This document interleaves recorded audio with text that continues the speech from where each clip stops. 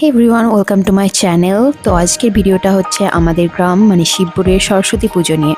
এটা হচ্ছে আগের বছর মানে 2025 সালের সরস্বতী পুজোর। এই বছরকার সরস্বতী পুজো তো চলে এলো, তাই ভাবছি এর আগের বছর আপলোড করা হয়নি ভিডিওটা, তো আপলোড করে দিই ভিডিওটা। চলো দেখি।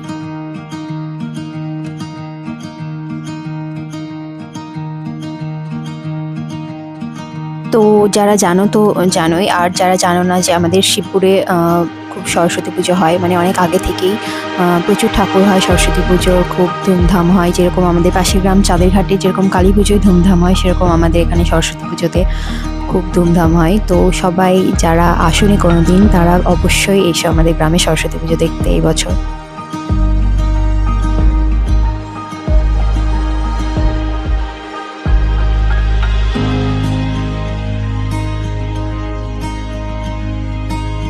তো এখানে ব্যাকগ্রাউন্ডে মিউজিক বাজছিল, তো মিউজিকে যেহেতু কপিরাইট দিয়ে দেবে, তাই মিউজিকগুলো দিতে পারিনি, তাই অন্য মিউজিক দিয়ে মানে মিউট করে অন্য মিউজিক দিয়ে দিচ্ছি।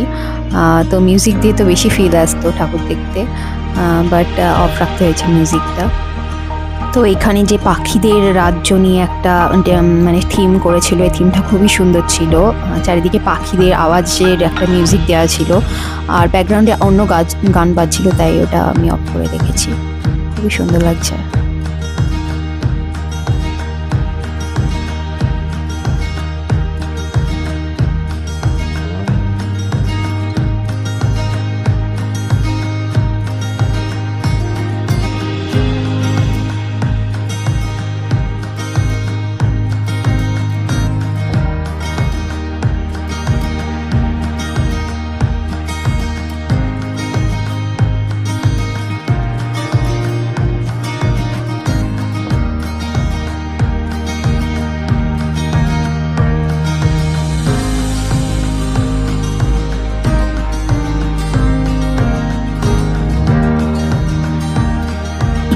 এই জায়গাটাই সুন্দর ছাতার মতো ডেকোরেশন করা ছিল, খুবই সুন্দর লাগছে। বাট বিভিন্ন কালারের লাইটিং দিয়েছে, তো ওর জন্য একটা স্টিল লাইট থাকলে বেশি সুন্দর লাগতো।